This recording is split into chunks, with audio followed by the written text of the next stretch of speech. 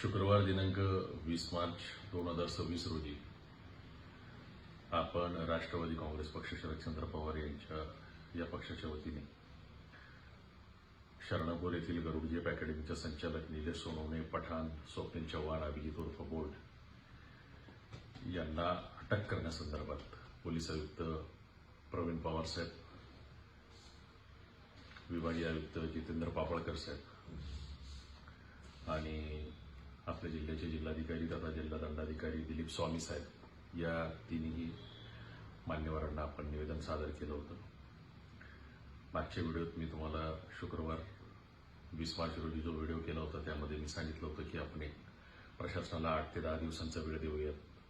8 ते 10 दिवसात प्रशासन काय करतं ते आपण बघूयात, या निवेदनाची काय दखल घेतं ते आपण बघूयात। आणि मला असं वाटतं की आता उद्या निवेदन देऊन 10वा दिवस आहे, शासकीय सुट्ट्या बघून 8 दिवस तरी किमान होतील कामकाजाचे, शासकीय कामकाजाचे असं मला वाटतं। आणि या 10 दिवसात गरुड जेप अकॅडमीचा हा जो संचालक आहे मारकोटे निलेश उर्फ निल्या सोनवणे आणि त्याचे बाकीचे गुंड साथीदार हे अजूनही पोलीस प्रशासनाला सापडलेले नाही, अजूनही त्यांना अटक झालेली नाही।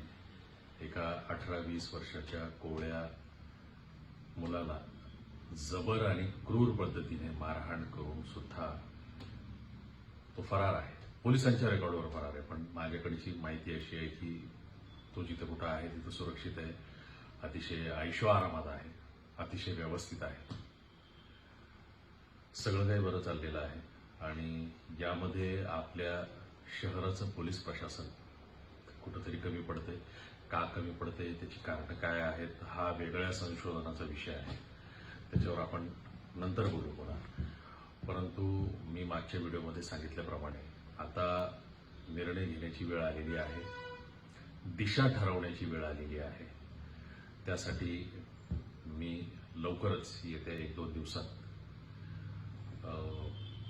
सर्व बाकीच्या ज्या सामाजिक संघटना आहेत त्या सगळ्या सामाजिक संघटनांच्या प्रतिनिधींशी बोलून, जे माझे बांधव आहेत त्यांच्याशी बोलून एक कॉमन मीटिंग कॉल करणार आहे। आणि त्या बैठकीमध्ये या गरुड जेप अकॅडमीच्या संचालकांना आणि त्याच्या गुंडांना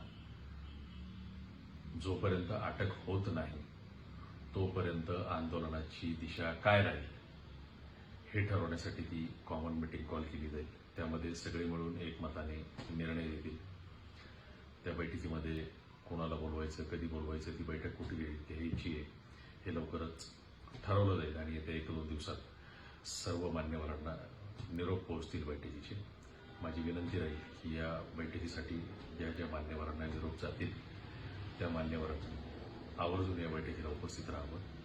आपल्याला ज्या मुलाला क्रूरतेने मारहाण झालेली आहे त्याला आपल्याला न्याय मिळवून द्यायचा आहे। हा लढा न्यायासाठी आहे,